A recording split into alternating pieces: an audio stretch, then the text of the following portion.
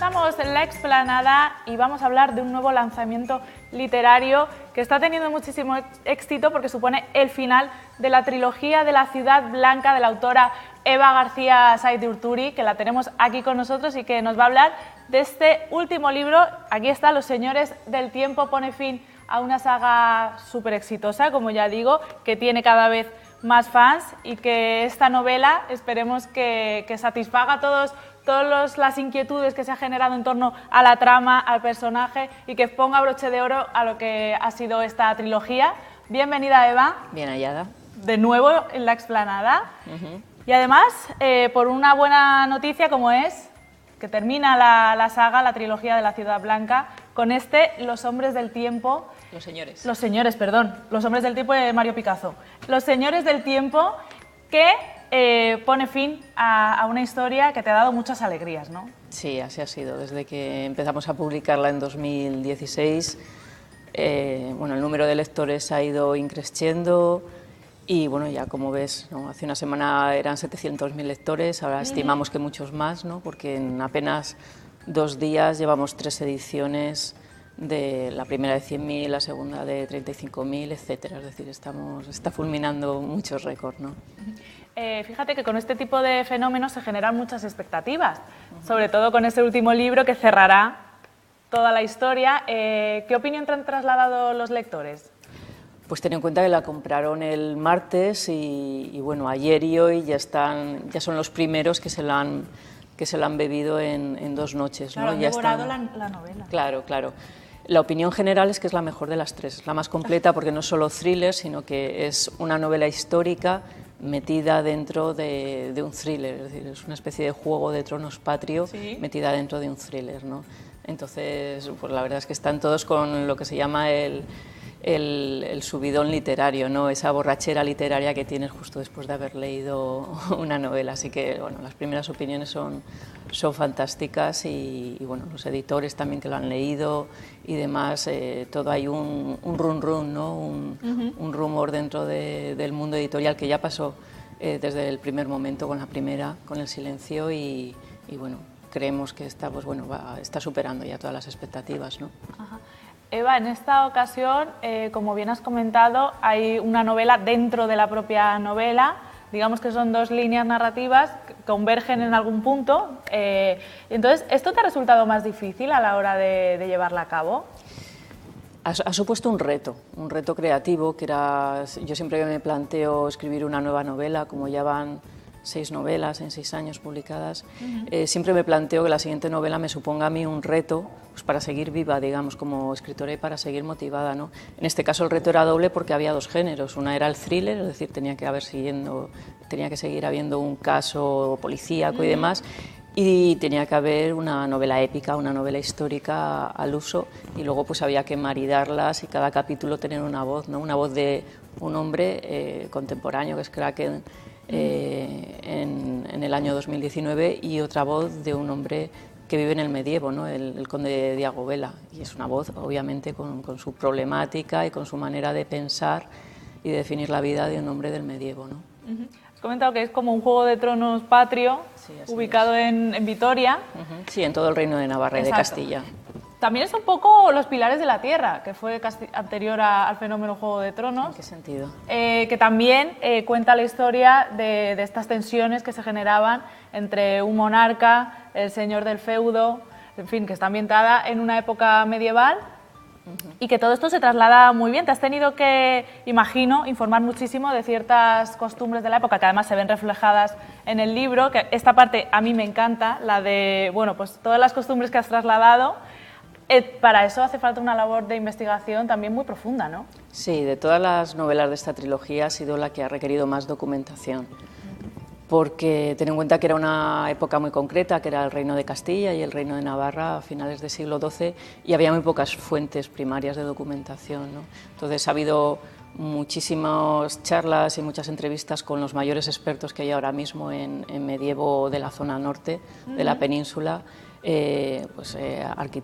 arqueólogos y catedráticos de la Universidad del País Vasco, que fueron los que estuvieron excavando durante 15 años en los yacimientos que estaban justo debajo de la Villa de Victoria y demás, ¿no? Entonces, pues seguí sus tesis y seguí toda su bibliografía y todo lo que ellos han plasmado en papel y todo lo que han publicado. Al final yo creo que en casa tendré más de 50 libros, que son los que he estudiado y me he documentado este año. Y bueno, estoy muy contenta del resultado, ellos también. Y sí, yo creo que ha sido uno de los grandes retos, ¿no?, de la escritura de esta novela. Hay en concreto una sustancia que es la cantárida, que me hace mucha gracia porque dices que es la Viagra medieval. O sea que ya hace muchísimo tiempo que este tipo de sustancias eran usadas porque había una necesidad ahí que cubrir. No solo en el medievo, la cantárida o mosca española es un escarabajo, se llamaba escarabajo citero, es un escarabajo pequeñito que el lomo lo tiene de color verde plateado y se machacaba ese caparazón y quedaban unos polvos parduzcos. Y no solo se usaba desde el medievo, ya en la época romana, hace 2000 años, Livia, que era la mujer del César, ya echaba esos polvos en los banquetes y demás, ¿no?, para después chantajear a sus comensales, a sus enemigos con el resultado. Obviamente los hombres se ponían erectos y demás y ella después les chantajeaba, ¿no? Eso. También el rey Fernando el Católico murió por los polvos de cantárida y demás, o después en el siglo XVIII ya se prohibieron porque se les llamaba en la corte francesa los caramelos de Richelieu. Por ejemplo, al marqués de Sade se le acusó de homicidio porque le dio a 2 damas la cantárida y las 2 murieron y demás, ¿no? Porque si se toma demasiado se convierte en veneno, ¿no? La dosis es la que lo convierte en veneno. Es fascinante. ¿Cómo podríamos resumir el argumento de la novela? Pues el argumento de la novela comienza con la publicación de un libro, de una novela histórica que se llama precisamente Los Señores del Tiempo, que es un juego de tronos patrio, como hemos dicho, es decir, es una lucha entre linajes dentro de una villa medieval. Y la manera de morir, cómo se moría realmente en el siglo XII, pues por cantárida, por encubamiento o por el voto de tinieblas, esos castigos que realmente se aplicaban en el Reino de Castilla y de Navarra, pues comienza a aparecer gente en el presente asesinada de esa manera. Entonces al protagonista de esta trilogía, al inspector Kraken, pues le toca investigar qué es lo que hay detrás, ¿no? Si hay un imitador que se ha leído la novela y está matando igual, o si es el escritor que no se sabe quién es porque está escrito bajo seudónimo. Es decir, ¿por qué ahora empiezan a aparecer personas asesinadas de un modo tan inusual? Porque hace 1000 años que no se mataba así. Ese es el trasfondo de la novela. Aparece el posible escritor de la novela original, de Los Señores del Tiempo, y se añade un elemento que complica aún más la trama, y es que este señor padece un trastorno de personalidad múltiple, que es un recurso que últimamente estamos viendo en el mundo del cine, también de la literatura, y que, claro, da muchísimo juego porque en este caso aparecen 2 personalidades totalmente antagónicas, ¿no? Sí, así es. Tiene TID, lo que se llama clínicamente TID, trastorno de identidad disociativo, y esto consiste en que hay un PAN, una personalidad aparentemente normal, que es el principal sospechoso de que haya sido el escritor, y luego tiene otros alter. Los alters son, cuando la conciencia se le apaga, aparecen otras personalidades siempre muy extremas y totalmente diferentes al PAN, ¿no?, a la personalidad aparentemente normal. Así que Kraken y su compañera Estíbaliz tendrán que jugar con este individuo y además con el aliciente de que su compañera se enamora perdidamente del alter. Entonces, claro, ten en cuenta que si te enamoras de un alter, si esta persona se cura, es un enfermo psiquiátrico, si esta persona se cura, el alter, esa personalidad disociada, desaparece. Entonces, para ella, ¿hasta qué punto quiere que se cure la persona de quien se ha enamorado, el hombre de quien se ha enamorado? Si se cura, esta persona deja de existir, ¿no? ¿Por qué quisiste dotar de este matiz patológico al personaje? ¿Te interesaba especialmente este trastorno? Ten en cuenta que toda la trilogía ha sido una investigación acerca de los perfiles criminales que dan lugar a que alguien se convierta en asesino en serie. Entonces he ido, desde que me formé en perfilación criminal, lo que he ido es un poco reflexionando en cada novela. En el primer caso era un perfil psicópata, en el segundo caso un perfil psicótico y en este tercer caso es un perfil de TID, ¿no?, de trastorno de identidad disociativo. Ya recuerdo de la anterior entrevista que nos comentaste toda la formación que habías tenido en este sentido, y claro, el mundo de la ficción también se nutre de este tipo de profesionales dedicados a determinar perfiles de conducta y demás. De hecho, hay muchísimas series. ¿Tú eres fanática de estas series o cuando las ves dices, es que en la realidad no tiene nada que ver con esto? A ver, hay series más fieles y hay series menos. Por ejemplo, una Yo bastante... veo Mentes Criminales, perdona que te diga. Esto es un poco friki. Bueno. La más fiel ahora mismo es la de Mindhunter, que cuenta vale. realmente como Ressler, que fue el pionero en establecer perfiles y que se tomó el trabajo de ir visitando a 37 asesinos en serie a lo largo de todo Estados Unidos, los que estaban obviamente encarcelados, y dijo, bueno, tenemos aquí un material de estudio tremendo que estamos desechando, que es qué piensan ellos y por qué lo han hecho, ¿no? Claro. Entonces, la serie es un 10% de lo que es el libro en sí. El libro de Mindhunter está mucho mejor contado, todo ese proceso de unos 30 años de investigación. Ese es el más fiel. Obviamente un CSI, un Mentes Criminales, se va más un poco a la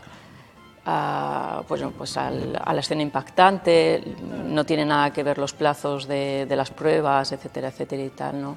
Es un poco, están al servicio de la trama, ¿no? Pero Mentes Criminales me encanta. Bueno, vamos a hablar, si te parece, de otro nuevo proyecto que ha nacido precisamente al calor del éxito de la saga, y es que van a hacer la adaptación cinematográfica. El gran director Daniel Calparsoro va a abordar esta película que, como me comentabas antes fuera de cámara, ya está rodada. Sí, empezó a rodarse en Vitoria el 1 de agosto, estuvieron 3 meses y medio en Vitoria y las 2 últimas semanas en interiores en Madrid. Se acabó de rodar el viernes, el protagonista Kraken es Javier Rey, que como sabes es un poco el actor del año gracias a Fariña, gracias a Velvet y demás. La protagonista femenina es Belén Rueda, que bueno, no hace falta presentarla. La otra protagonista es Aura Garrido, que como sabes también protagonista del Ministerio del Tiempo y gran actriz, etcétera. Hay un elenco de personajes, pues Kitty Mamper, etcétera, etcétera. Ella es la hacker anciana, es decir, anciana no, bueno, de edad sí, es la hacker madura, anciana. vamos a decir. Y bueno, es un elenco de personajes, de grandes actores de primera línea, ¿no? El proyecto es un proyecto cinematográfico pues, de gran presupuesto, de una alta factura y será el lanzamiento el próximo año, en 2019. Claro, pero a ti cuando te propusieron esto tiempo ¿cómo lo tomaste? ¿Te daba un poco de vértigo? Porque uno al final puede sentir como que van a desvirtuar su novela de alguna manera, ¿no? Hay que tomarlo con cierta precaución. A ver, siempre es una responsabilidad, una apuesta y un riesgo.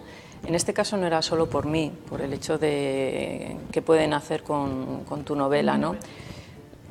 Yo siempre he tenido en cuenta que una película es una versión y que voy a poner a un grupo de personas creativas trabajando para hacer algo de la historia madre que yo he creado. En ese sentido, soy consciente de que son lenguajes diferentes, el cinematográfico y el literario, y tiene que haber ciertos cambios. En este caso, el mayor riesgo es que hay 700.000 lectores que han hecho muy propia la novela. Entonces están muy pendientes, han estado muy pendientes del reparto, están muy pendientes de esas primeras escenas que ya se van filtrando, etcétera, etcétera y demás, ¿no? Entonces, yo siempre les digo, yo entiendo, tengo la suerte de que mis lectores son personas con las que tengo mucho contacto y son personas muy inteligentes y muy sensatas, ¿no? Yo siempre les digo que a la película hay que ir a disfrutarla, a verla como un complemento de un mundo que a ellos les ha gustado, se han sumergido, han amado esos personajes y tienen que verlo como eso, no estar pendientes de los pequeños cambios que tiene que haber, etcétera, etcétera, porque siempre va a ser una versión. Claro. Estamos viendo imágenes del book trailer en este caso. Vitoria, diríamos que es un personaje más de la novela, está muy fielmente representada y tiene muchos enclaves que son importantísimos en la trama. Sí, bueno, es un tópico decir que el escenario es un personaje más, pero en este caso es cierto. Tiro de tópicos, ¿no? A veces. Sí, en este caso es cierto que tiene una importancia muy relevante desde el primer momento, ¿no? Ya en el título, El silencio de la ciudad blanca, la defino como ciudad blanca. Y sí que es cierto que todo lo que ha sucedido, el fenómeno social que ha sucedido en Vitoria con esta trilogía, ha trascendido con mucho a lo literario, ¿no? No solo nos hemos ido al tema turístico y que las rutas literarias desde el primer momento que fueron espontáneas. Fíjate, hay gente de toda España, lectores de toda España se acercaban espontáneamente los fines de semana con el libro bajo el brazo, iban buscando ellos por sí mismos los escenarios y se acercaban a los... Sí, de Joyce, exactamente igual. Y se acercaban nos comentaban los hosteleros y demás, oye, ¿y dónde están los muertos tal? ¿Y dónde está la calle tal para ver los muertos? Entonces, claro, el ayuntamiento enseguida contactó con la editorial y empezamos a trabajar en esas rutas literarias, que en principio eran de varios fines de semana. Ha sido tal el éxito, que me comentaba antes de ayer el alcalde de Vitoria, Gorka Hurtaran, que son las rutas que más se demandan de las 30 que hay expuestas en Vitoria desde hace 2 años, que este año se han duplicado el número de rutas que tienen que poner. Hay rutas para sordos, hay rutas de running, hay rutas en varios idiomas, etcétera, etcétera, y hay rutas del silencio de la Ciudad Blanca y de la segunda parte de los ritos del agua, ¿no? Es decir, para Vitoria ha supuesto ponerlo en el mapa turístico nacional, ha supuesto... Bueno, también comentábamos que este verano solo el impacto económico del dinero que se ha dejado la película allí en Vitoria, de la cantidad de 1000 y pico extras y figurantes vitorianos que se han tenido que quedar allí, a la ciudad le está suponiendo un incentivo de visibilidad y de marca Vitoria importante, ¿no? Y eso es muy bonito, ¿no? Que de algo como un libro, de algo tan cultural y literario como en este país en el que se lee tan poco, pues es muy bonito lo que está sucediendo. A ti, a nivel personal, ¿te ha costado despedirte de esta historia que tanto ha impactado en la gente y que está generando fenómenos de este tipo que nos acabas de comentar?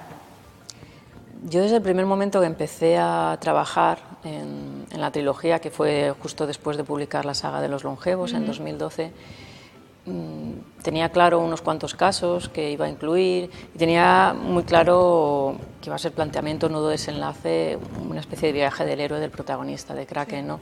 En ese sentido, tenía muy claro cómo iba a ser el cierre, lo he terminado como quería terminarlo, es un cierre a nivel de emociones, es un cierre muy épico, muy emocional, y estoy tan orgullosa de lo que me ha quedado que no pienso ahora mismo en la pena de despedirme de esos personajes ni nada por el estilo. Es más un sentimiento de satisfacción, digamos, profesional o literaria o creativa, ¿no? ¿Y ahora qué? ¿Cuáles son los próximos proyectos que tienes en mente? Pues, tengo varios proyectos literarios en la cabeza y demás, pero obviamente no puedo... no puedes desvelarlos. No puedo decir nada de ellos, ¿no? Pero vas a continuar, obviamente, escribiendo novela. Te comentaba yo antes si cabía la posibilidad de que hubiese una 4ª entrega, pero ya me decías que no, que estaba planteado como trilogía. Como trilogía se queda, como cuatrilogía, no podría ser, como mucha gente dice, no puede ser una tetralogía, ¿se dice tetralogía? Eso ya no es posible. No es que te esté diciendo que no sea posible. Digo lo mismo que cuando me preguntan por si habrá más partes o cuándo saldrá la siguiente de la saga de los longevos, ¿no? Ajá. Siempre digo que tengo un trabajo creativo y es algo muy orgánico, y en ese sentido me gusta que sea así, ¿no? No me gusta que nadie me presione a que me comprometa a dar una fecha o a decir qué es lo próximo que voy a escribir, porque mataría un poco la magia de mi trabajo, ¿no? Y no quiero que nadie acabe con ella. En ese sentido no te digo ni que sí ni que no. Vale. Bueno, esto seguramente habrá dado esperanzas a mucha gente que está enganchadísima a tu historia. Es verdad que tienes un trabajo muy creativo, muy de marcar tu propio ritmo. ¿Qué es lo que suele inspirarte a ti a la hora de perfilar una historia? Normalmente más historias. Siempre, ya decía, creo que fue el rey Salomón hace 3000 años, que decía no hay nada nuevo bajo el sol, ¿no? Es decir, las historias son las mismas desde la prehistoria. Hay como 14 tipos de historias que se repiten y que todos los creadores de historias vamos metiéndonos dentro y después lo damos como respuesta, ¿no? Nuestra respuesta al mundo es esa, ¿no? Entonces, a mí lo que más me motiva para escribir es pues, cuando consumo, ya sea en novela, ya sea en series, ya sea en películas, historias que me emocionan. Mis novelas son respuestas, ¿no? Respuestas a pequeñas historias que me han emocionado y las voy haciendo propias y las voy devolviendo así a los lectores. Oye, ¿qué pasa, por ejemplo, con el Nobel de Literatura? ¿Que se lo dan a Murakami o no? Ahora el hombre ya está un poco molesto y ya no se presenta. ¿Cómo ves la situación? A mí me parece precioso que un escritor diga, señores, quiero renunciar a que ustedes me pongan en la lista de los posibles porque quiero concentrarme en escribir. Me parece un escritor que lleva ya tantas novelas a sus espaldas, que lo primero para él no sea el brillo, no sea la prensa, no sea las promociones, sino, señores, no quiero ruido, quiero encerrarme a escribir. Yo quiero ser así de mayor, quiero decirte, quiero envejecer así. Me parece muy bonito, ¿no? Seguir teniendo esa pasión por, no, señores, aquí lo importante es que yo escriba todos los días. Me parece muy bonito. Ha habido premiados en la historia que no han ido a recogerlo, por ejemplo. Creo que fue Borges, no recuerdo si fue Borges, pero incluso Bob Dylan también tuvo problemas con la academia porque se negaba a ir. O sea que sí que hay un punto de, como tú bien dices, de no estar en el foco y estar trabajando, que es lo que importa y lo que los lectores quieren, ¿no? Que eso al final es la recompensa también, que la gente te lea y que se generen, como nos has dicho, pues casi una familia, esos crackenianos que se llaman, que bueno, pues que son fanáticos, que te van a seguir incluso en el resto de novelas que escribas, porque ya aunque esta saga en principio se dé por finalizada, son lectores que tú ya has ganado para el resto de tus trabajos, ¿no? Sí, además lo bonito que tiene esto es que cuando llevas 6 novelas te descubren, por ejemplo, con El silencio y con Los ritos, y luego se van a leer la saga de los longevos, Los hijos de Adán, etcétera. Es decir, lo que quieren es cualquier cosa de la autora, y eso es muy bonito, ¿no? Y cuando dicen, ¿para cuándo la siguiente?, yo siempre respondo, ¿te has leído las 6? Y, pues no, me falta esto. Bueno, pues léete las 6, luego ya vete pidiéndome la siguiente, pero léete todo lo que yo ya he escrito, ¿no? Pero eso significa que estás orgullosa de las 6 que has escrito, que te iba a preguntar, ¿hay alguno del cual reniegas o no te gusta tanto? Esto a veces pasa, ¿no? Hay quizás libros de comienzos de tu carrera que dices, lo leo ahora y no me soporto. No, todas mis novelas han sido mis hijos creativos, digamos, ¿no? Y bueno, siempre hay unos primogénitos que son los longevos que los quieres con un cariño especial, ¿no? Porque te ha marcado y porque llevan en tu cabeza ya 10 años y porque hay mucha gente que los añora y que quiere saber más de ellos, ¿no?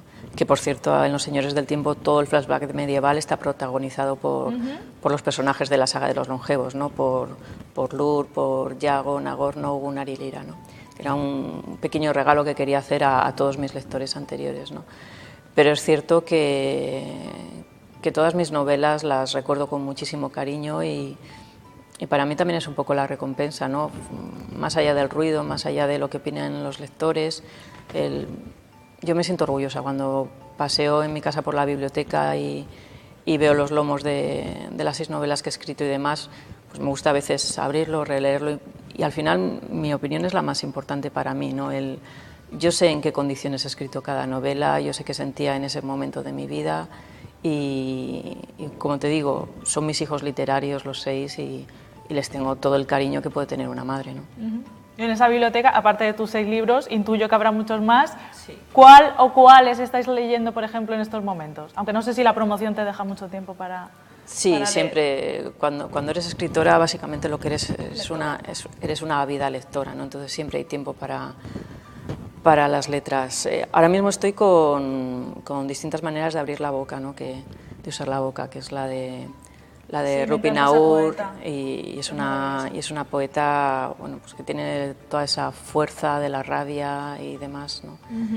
Que me ha enamorado. Lo último que he leído, si te refieres a narrativa, este verano ha sido pues Nos vemos allá arriba de Pierre Lemaitre, el ferrocarril subterráneo, que fue el Book Award del año pasado en Estados Unidos, y La sociedad literaria del pastel de piel de patata de Guernsey, que es también una historia preciosa de la ocupación de los nazis, 4 años de ocupación en las islas del Canal de la Mancha y demás, ¿no? Cómo sobrevivieron los isleños gracias a la literatura, al amor de los libros, ¿no? Cómo entre ellos se juntaban pues para hablar desde un cabrero que hablaba de Homero hasta... Pues es un canto de amor a los libros en los tiempos difíciles, de cómo la literatura y las letras nos salvan y nos unen, ¿no? Pues Eva, seguramente que de esas lecturas también encuentras inspiración para tus próximos trabajos. Sin duda vamos a disfrutar aún más de Los señores del tiempo. Ojalá muchísima gente se anime a leerlo. Gracias por haber venido a la explanada. Un placer. Yo me voy a quedar aquí con el libro porque el anterior que viniste a presentarlo me lo leí y es maravilloso, así que este obviamente voy a hacer lo mismo. Nosotros vamos a hacer una breve pausa y enseguida estamos de vuelta.